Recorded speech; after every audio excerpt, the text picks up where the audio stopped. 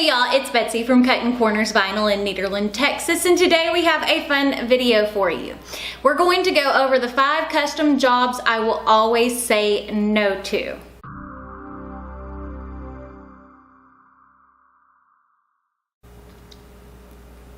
Okay, so there are reasons why I have this list, and part of the reason why I'm sharing it is because I do so many tutorials over things you can do. I'm going to go over the things that I say no to and why, and maybe this will help you out in your business. Okay, so number 5 is items that I haven't tried before. And the reasoning behind this is I try out new stuff every single day, but if a customer brings in an item that I have never put either regular adhesive vinyl on or HTV on, I'm going to say no to it because typically I don't want to be responsible if I mess up their item. That's just a pointer for you. Number 4, old used signs. And this isn't talking about like a wood sign that you could easily repaint. This is talking about like the aluminum or coroplast signs that you see for big jobs or that you see out for yards. And the reasoning behind this is to remove vinyl off of an old sign is a very time-consuming process. It takes a lot of You use a lot of alcohol, denatured alcohol, to clean off the adhesive. Sometimes the signs are shaded differently after it's had vinyl sitting on it and it sits out in the sun. The coroplast and what's the alu panel? No, I'm thinking what's the clear stuff that we use for lighted signs? The plasticky polycarbonate. It's a good thing my mother-in-law's sitting on the other side of this. It gets really, really brittle. So when you're trying to remove things off of it, it can break. So again, it's one of those things I don't want to be responsible for it, and it's just extremely time consuming, and you're better off trying to sway them into getting a piece of new sign board. And if they don't want to pay for it, tell them they've got to remove the lettering before you will touch it, because again, it is so time consuming. What'd you say? And the adhesive. And the adhesive. I mean, the adhesive. The lettering coming off, exactly. The lettering coming off is the easy part. The adhesive that it leaves behind is not. You have to scrub to get that off, depending on how long the vinyl's been up there. The longer it's been up there, the harder it is to remove. Number 3. If I don't know what it's made of. Now, this one is important because sometimes people will bring in a backpack.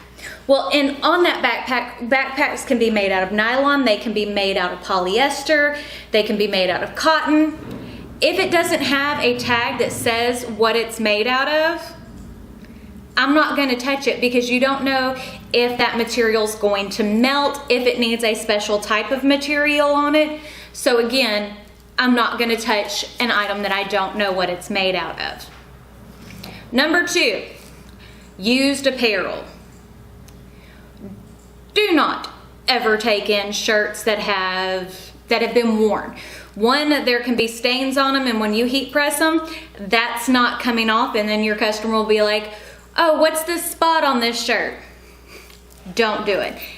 Don't do used apparel, because again, when you heat it, things that may not have looked like that before you heat it can come to the surface. Again, just don't touch it. And number 1, this one's kind of a no-brainer, but rare or vintage items. Even if someone brings in grandma's quilt and wants to put a name on it, well, you don't know how old the fabric is, how well it's been cared for, what the filling is in it. So it could melt, it could break, it could tear. You don't want to be responsible for ruining a family heirloom. If it's something that's wanting adhesive on it, say someone has an old Texaco gas station sign and they want to change out the lettering. or put new lettering on it. Well, you don't know how old the paint is on there. If you take and put transfer tape on it, will it rip up the paint? It's just better to say no to those types of jobs. Now, again, these are my personal opinions. These are the things that I'm not going to do. Also, logos. This one's, I didn't list out, but this one is extremely important. Unless you want to get sued, stay away from logos such as Harley Davidson, Disney. You cannot sell those items. And if you're small and you're not posting it anywhere, you may get away with it, but there's no reason to test that theory.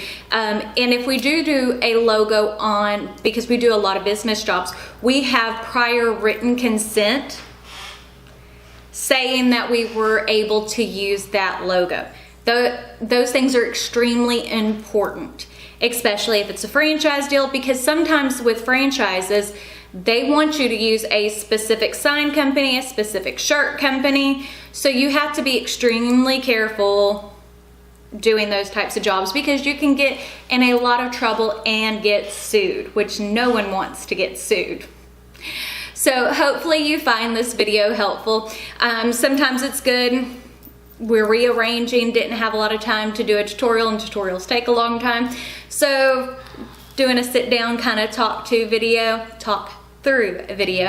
So if you like this video, give it a big thumbs up.